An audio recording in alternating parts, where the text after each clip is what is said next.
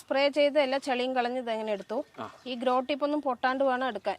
സുഹൃത്തുക്കളെ, ഓർഗാനിക് കേരളത്തിന്റെ പുതിയ വീഡിയോയിലേക്ക് എല്ലാവർക്കും സ്വാഗതം. നമ്മൾ രാഖി ചേച്ചിയുടെ ഒരു വീഡിയോ കുറച്ച് ദിവസങ്ങൾക്ക് മുമ്പ് നമ്മുടെ ചാനലിൽ അപ്ലോഡ് ചെയ്തിട്ടുണ്ടായിരുന്നു. നിങ്ങളത് ഇരു കൈയും നീട്ടിയാണ് സ്വീകരിച്ചത്. അപ്പോൾ നിങ്ങൾക്ക് ഏകദേശം മനസ്സിലായിട്ടുണ്ടാവും രാഖി ചേച്ചിയുടെ ഒരു ഫാം സെറ്റപ്പൊക്കെ നമ്മൾ കഴിഞ്ഞ ദിവസം നമ്മുടെ വീഡിയോയിലൂടെ നിങ്ങൾക്ക് നല്ല രീതിയിൽ കാണിച്ചു തന്നിരുന്നു. താമരകളുടെ ഒരു ലോകമാണ് ഇവിടെയുള്ളത്.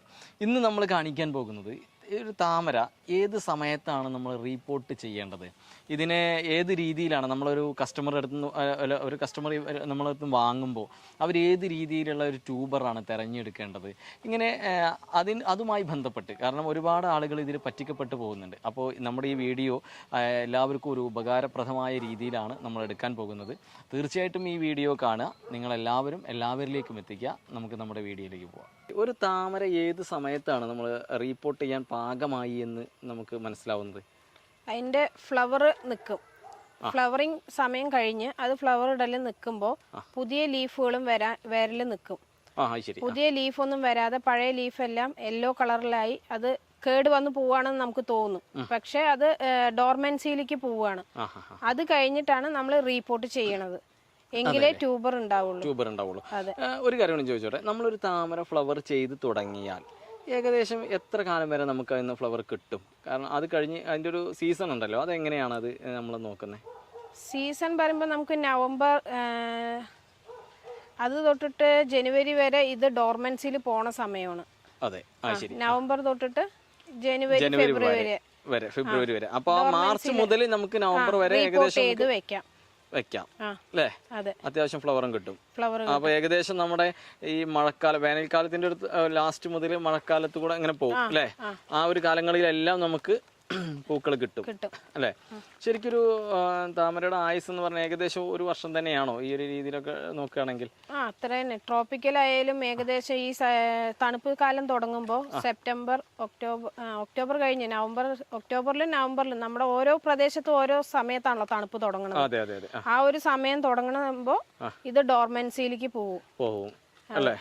അപ്പൊ പൂക്കളും കുറവാവും, അതിന്റെ വളർച്ചയും കുറവാവും അല്ലേ?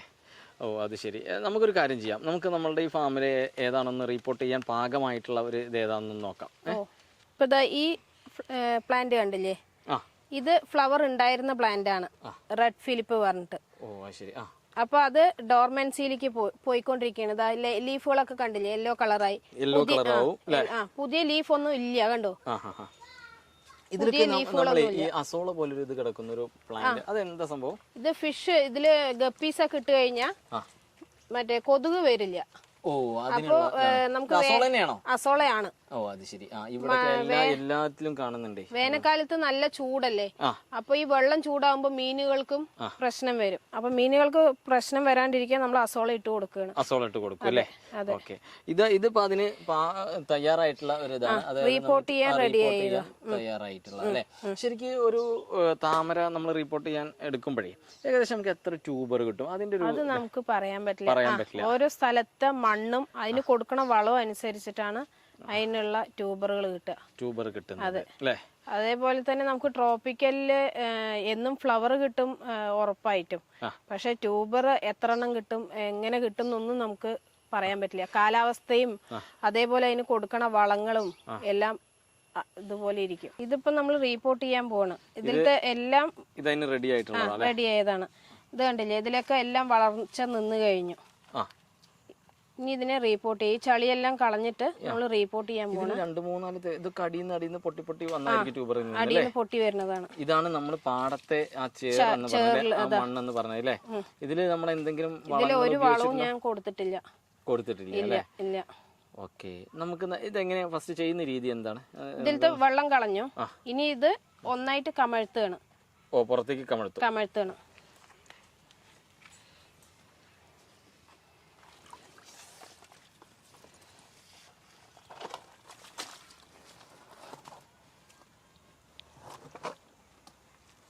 ഇതാണ് നമ്മുടെ ട്യൂബറുകൾ. ഇതിങ്ങനെ കമഴ്ത്തും അല്ലേ? കമഴ്ത്തി. ഇതാണ് അതിന്റെ ട്യൂബർ കേട്ടോ. ഇത് ഏതായിരുന്നു നമ്മുടെ ഇതിന്റെ ഏത് ഐറ്റം? ഇത് സിയാ റൂബി പറഞ്ഞതിന്റെ. സിയാ റൂബി അല്ലേ? ഓക്കെ, ഇതാണ് ഈ കാണുന്നതാണ് ട്യൂബർ. ഇതാണ് നമ്മൾ മിനിമം ഒരു 6 മാസമൊക്കെ കഴിഞ്ഞിട്ടാണ് നമ്മൾ ട്യൂബർ എടുക്കുന്നത് വെച്ചാൽ അതിന് എണ്ണം കൂടും. എണ്ണം കൂടും. ഓക്കെ, ഇതിപ്പോ നമ്മൾ നട്ടിട്ട് എത്രയായി? ഇതിപ്പോ ഒരു 3 മാസം അത്രേ ആയിട്ടുള്ളൂ. ഇനി ഇതിലത്തെ ചളി കളയണം. ഓ, ചളി നമ്മൾ വെള്ളം അടിച്ച് കംപ്ലീറ്റ് കളഞ്ഞു. ഇതാ നമ്മുടെ ട്യൂബർ.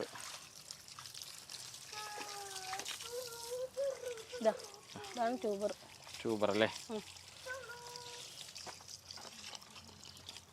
ഇതൊക്കെ ഇതിപ്പോ ഒരു 6 മാസം ആയിരുന്നെങ്കിൽ അല്ലേ അത്യാവശ്യം ട്യൂബർ, ഇതൊക്കെ വലിയ ട്യൂബറായിട്ട് ഫോം ആവും. അതൊക്കെ വരുന്നതാവും അല്ലേ?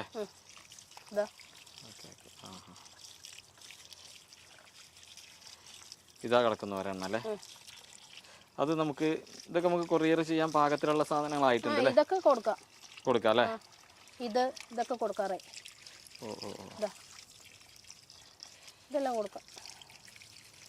നമ്മളിത് വെള്ളം നനച്ചിട്ട് സ്പ്രേ ചെയ്ത് എല്ലാ ചെളിയും കളഞ്ഞ് ഇതെങ്ങനെ എടുത്തു.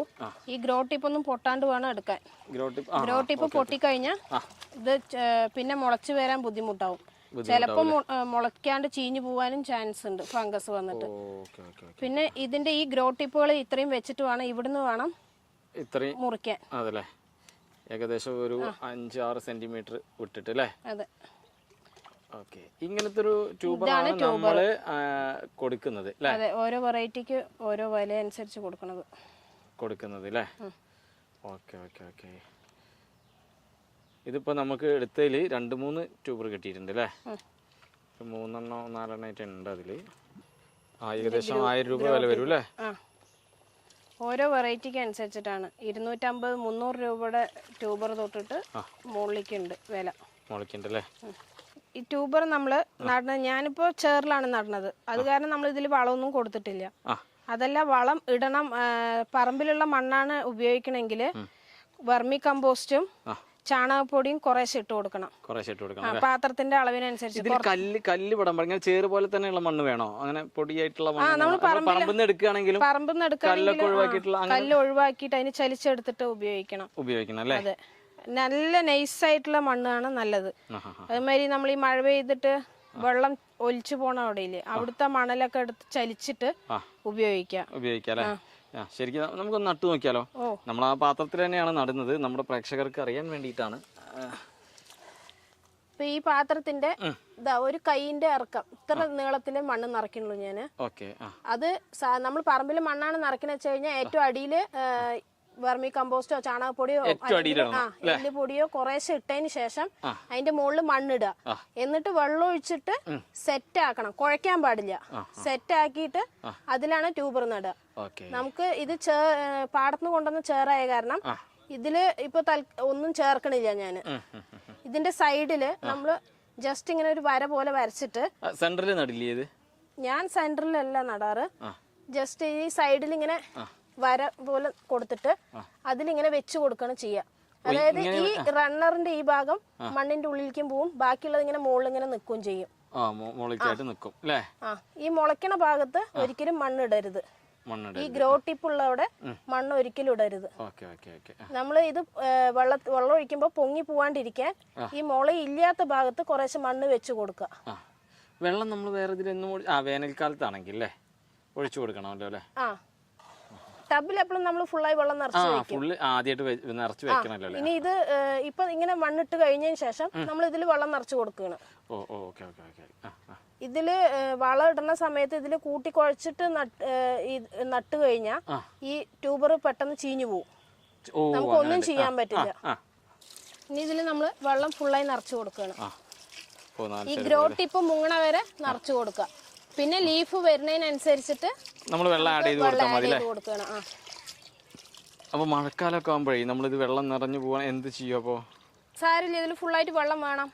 അല്ല, ഗ്രോ ടിപ്പ് മുങ്ങിയിട്ട് നിക്കില്ലേ? അപ്പൊ ഗ്രോ ടിപ്പ് മുങ്ങണം. നമ്മൾ ഇപ്പോഴും ഗ്രോ ടിപ്പ് മുങ്ങിയിട്ടാണ് വെള്ളം ഒഴിക്കണം. അങ്ങനെ തന്നെയാണ് അല്ലേ?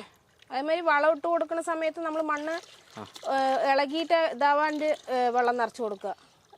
അടിയിലുള്ള വളം മുകളിലേക്ക് വരാതെ നമ്മൾ സൂക്ഷിക്കുക തന്നെ വേണം. അതുകൊണ്ട് ഞാൻ എപ്പോഴും വളം ഇടാണ്ടാണ് നടുന്നത്. പൂക്കൾ കുറവാവണമെന്ന് തോന്നിക്കഴിഞ്ഞാൽ നമുക്ക് ഈ എല്ലുപൊടിയോ അതല്ലെങ്കിൽ ചാണകപ്പൊടിയോ കടലപ്പിണ്ണാക്കോ പേപ്പറിൽ പൊതിഞ്ഞിട്ട് ഇതിന്റെ നടുവില് കുഴിച്ചിട്ട് ഉള്ളിൽ വെച്ച് കൊടുക്കാം, പേപ്പറിൽ പൊതിഞ്ഞിട്ട് അല്ലേ? Okay okay okay. സുഹൃത്തുക്കളെ നോക്കൂ, ഒരു താമര വളർത്തുന്ന വ്യക്തിക്ക് അല്ലെങ്കിൽ ഒരു താമര ഫാം ചെയ്യാൻ ആഗ്രഹിക്കുന്ന ഒരാൾക്ക് ഏറ്റവും ഉപകാരപ്രദമായ ഒരു കാര്യമാണ് നമ്മൾ ഈ വീഡിയോയിലൂടെ കാണിച്ചത്. നോക്കൂ, നമ്മളൊരു ട്യൂബർ എങ്ങനെയുള്ള ട്യൂബറാണ് തിരഞ്ഞെടുക്കേണ്ടത്, അതിന് എത്രത്തോളം ആരോഗ്യമുണ്ടായിരിക്കണം, അത് നടുന്ന രീതി എല്ലാം ഇതിൽ ഉൾക്കൊള്ളിച്ചത് തന്നെ നമ്മൾ പുതുതായിട്ടൊരാൾ വരികയാണെങ്കിൽ അവർക്ക് അത് കാര്യപ്പെട്ട രീതിയിലൊന്ന് ഒരു ഉപകാരപ്രദമായ രീതിയിൽ അത് ചെയ്യുക എന്നുള്ള ഉദ്ദേശം തന്നെയാണ്. അപ്പോൾ ഈ വീഡിയോ നിങ്ങൾക്ക് ഇഷ്ടപ്പെട്ടു എന്ന് വിചാരിക്കുന്നു. തീർച്ചയായിട്ടും നമ്മളെ രാഖി ചേച്ചിയെ കോൺടാക്ട് ചെയ്ത് ആവശ്യക്കാർക്ക് ഇത് വാങ്ങിക്കാവുന്നതാണ്. അവരെല്ലായിടത്തേക്കും കൊറിയർ ചെയ്ത് തരുന്നുണ്ട്, ഇന്ത്യയിൽ ഒട്ടാകെ കൊറിയർ ചെയ്യുന്നുണ്ട്. അപ്പോൾ ഇത്രയും ഏകദേശം ഒരു 10-60ഓളം വെറൈറ്റി ഉള്ള ഈ ഫാമിലെ നിങ്ങളെപ്പോൾ ആവശ്യപ്പെട്ടാലും നിങ്ങൾക്ക് കിട്ടാം. ഒരു ഐറ്റം അല്ലെങ്കിൽ വേറൊരു ഐറ്റം എപ്പോഴും ഇവിടെ അവൈലബിൾ ആണ്. അപ്പോൾ തീർച്ചയായിട്ടും എല്ലാവരും ഇവരെ കോൺടാക്ട് ചെയ്യുക. നമുക്കിതുവരെ തന്ന എല്ലാ സപ്പോർട്ടോടും കൂടിയിട്ട് കൂടെ ഉണ്ടാവുക. ഒട്ടും വൈകാതെ നമുക്ക് അടുത്തൊരു വീഡിയോ